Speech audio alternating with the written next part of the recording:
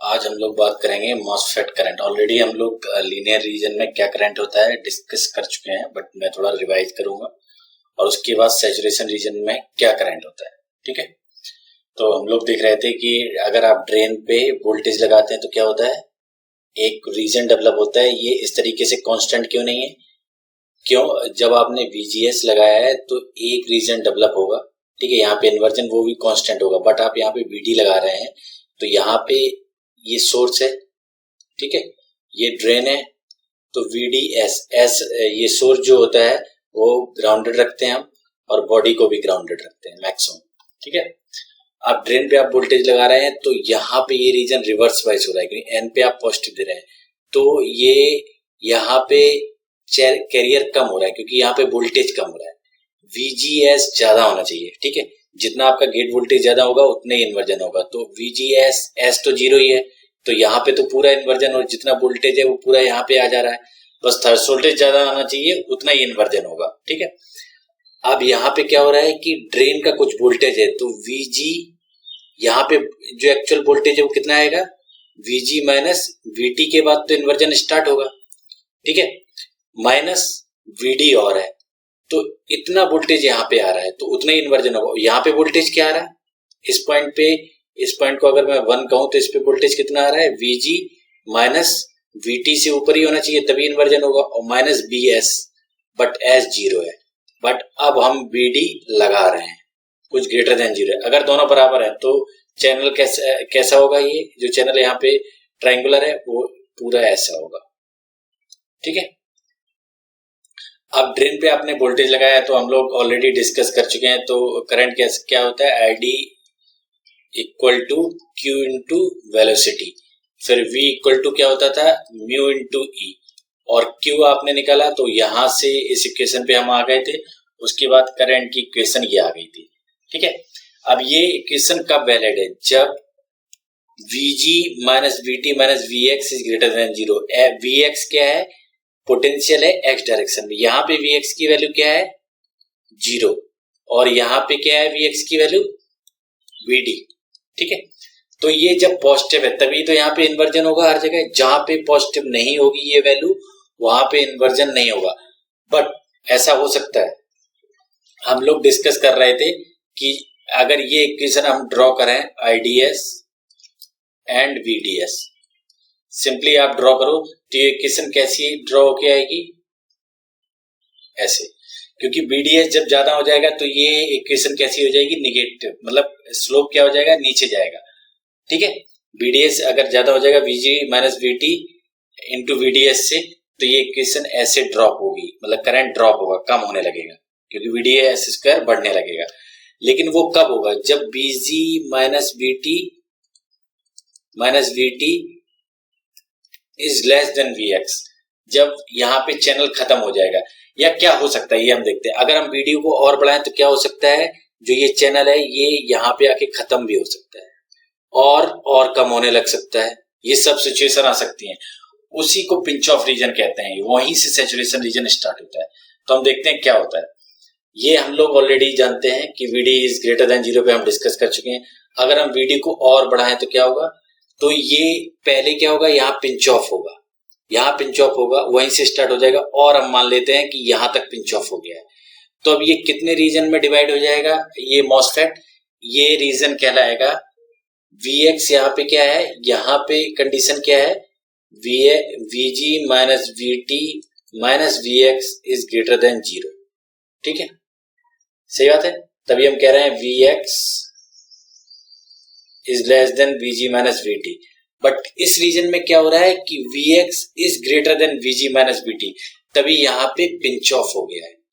तो ये अगर वोल्टेज ड्रेन पे आपने इतना अप्लाई कर दिया है तो आप सैचुरेशन रीजन में मूव कर गए हैं, और ये सैचुरेशन रीजन क्या होता है ये तो हम समझेंगे, लेकिन ये इक्वेशन जो हमने अभी डिस्कस की थी, जो वैलिड है VG minus VT minus VX should be greater than 0 में, वो इक्वेशन अब अप्लाई नहीं कर पाएंगे। अब आपको दूसरा कुछ फंडामेंटल निकालना पड़ेगा कि कैसे हम कैलकुलेट करें करंट को।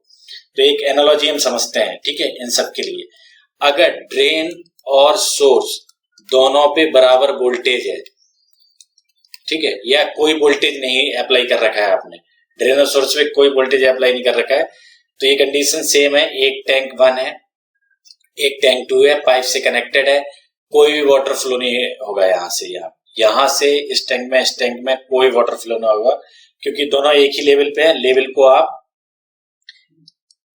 एनालॉजी समझ लो पोटेंशियल से, सेम लेवल का मतलब सेम पोटेंशियल, ठीक है। अगर अब आपने ड्रेन वोल्टेज लगाया, अगर ड्रेन वोल्टेज लगाया तो टैंक 2 नीचे चला गया पाइप के साथ, ठीक है, ये पाइप कनेक्टेड है, अब करंट फ्लो करने लगेगा और यह कहो कि इस टैंक से इसमें पानी जाने लगेगा, ठीक है। अब ये इसका मतलब है हमने ड्रेन पे वोल्टेज अप्लाई कर दिया तो वाटर फ्लो करने लगा है एनालॉजी के लिए। अगर हम और मतलब कि टैंक को नीचे ले जाएं या फिर वोल्टेज और बढ़ाते तो क्या कंडीशन सेम होगी कि ये टैंक ब्रेक करके इसको और नीचे ले आया, तो ये पाइप इसी डायरेक्शन में रहा, तो अगर टैंक का ब्रेक भी कर देंगे तो उससे कोई फर्क नहीं पड़ेगा, क्योंकि वाटर लेवल यही रहेगा, तो करंट कांस्टेंट हो जाएगा। अब हम इसको समझते हैं कैलकुलेशन से क्या होगा, ठीक है। तो VD अगर VD ग्रेटर देन हो जाएगा VG माइनस VT, तो क्या हो जाएगा कि आप लीनियर रीजन से बाहर निकल जाएंगे, ठीक है, ये लीनियर रीजन से बाहर निकल जाएंगे। उसके लिए क्या है कि यहाँ पे जब VD greater than VG minus VT हो गया तो यहाँ पे चार्जेस क्या है, चार्ज क्या है, 0, लेकिन करंट क्या होता है, ID equal to Q into velocity. अगर Q 0 है तो करंट 0 हो गया, तो यहाँ पे करंट 0 हो गया, फिर करंट फ्लो कैसे करता है, तो जो ये अप्रोक्सीमेशन है, हमें कुछ अप्रोक्सीमेशन लगाना पड़ता है एनालिटिकली और या फिर लॉजिकली कहे तो करंट 0 हो जाता है और सभी थ्योरीज फेल हो जाती हैं, ठीक है। और आप नहीं बता पाते कि करंट क्यों फ्लो कर रहा है, जबकि ऐसा नहीं है कि एक्सपेरिमेंटली ये डेमोन्स्ट्रेट हो चुका है, जब आप VD greater than VG minus VT लगाते हैं तो करंट फ्लो करता है, बट थ्योरेटिकली जो हम कैलकुलेट करते हैं वो इक्वेशन फेल हो जाती है।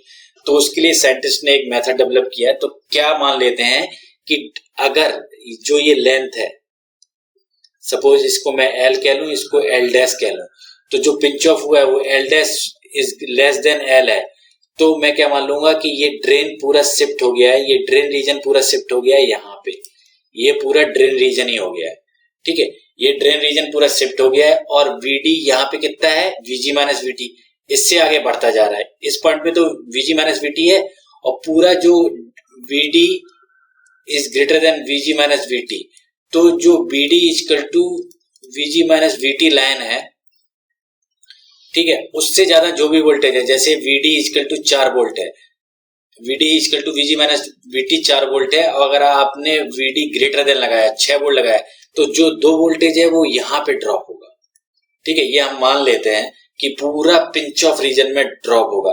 तो VD equal to VG minus VT, आप VD equal to VG minus VT पे ड्रेन पहुंच जाता है। तो जो प्रीवियस इक्वेशन है, आप जो हम लोग प्रीवियस इक्वेशन लिए हैं, उस प्रीवियस इक्वेशन में आप उसको VD equal to VG minus VT को रिप्लेस कर सकते हैं। अभी हम लोग देखते हैं इसको कैसे करते हैं, ठीक है।